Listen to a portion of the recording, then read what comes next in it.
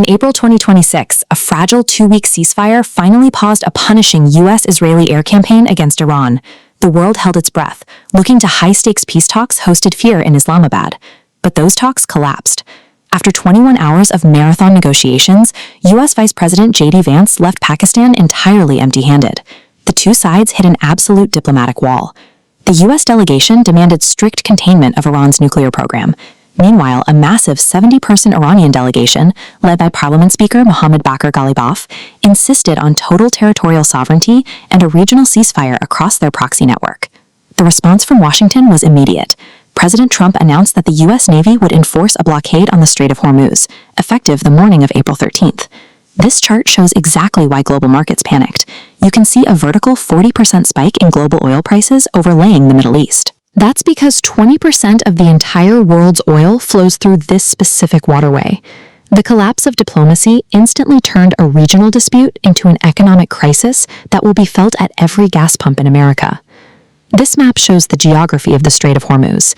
It is a severe natural bottleneck, measuring just 21 miles wide at its absolute narrowest point between Oman and Iran.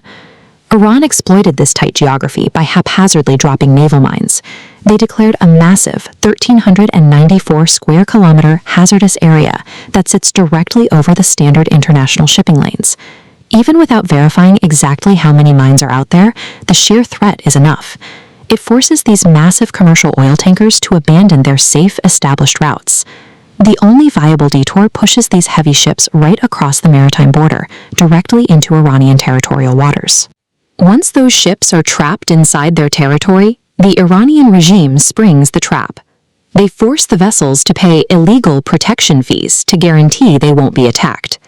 The international community tried to intervene, but the effort was paralyzed when Russia and China vetoed a UN Security Council resolution designed to secure the waterway. By weaponizing a tight geographical choke point, Iran successfully engineered an international protection racket. They created massive economic leverage, and the U.S. is now using military force to break it. The U.S. military response relies on two distinct prongs.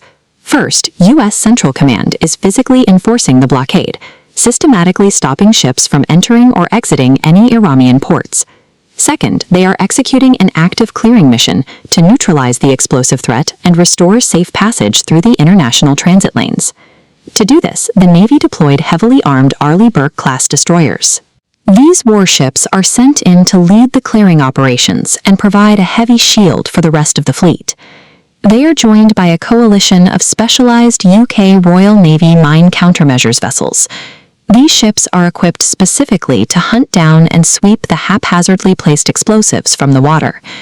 By clearing the mines and enforcing the blockade, this coalition is systematically dismantling Iran's remaining economic leverage. Zooming out from the naval theater, the 2-week ceasefire acted as a critical window for both sides to rearm. Iran used this pause to dig out and hide its remaining ballistic missile launchers and to reorganize a military command structure that the U.S. air campaign had heavily disrupted. Meanwhile, intelligence suggests China is utilizing back channels to covertly supply Iran with manpads, shoulder-fired missiles designed to help Tehran reconstitute its severely degraded air defenses.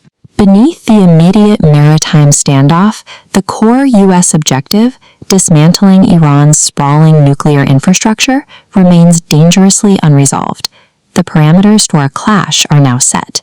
Iran officially threatened a forceful response against any military vessels attempting to approach the strait. President Trump answered with an explicit red line of his own. Any Iranian force that fires on U.S. ships or peaceful commercial vessels will be destroyed.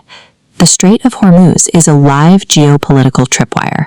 By calling Iran's bluff, the U.S. will either finally break the regime's leverage or ignite a massive, uncontrollable regional war, with the global economy caught directly in the crossfire.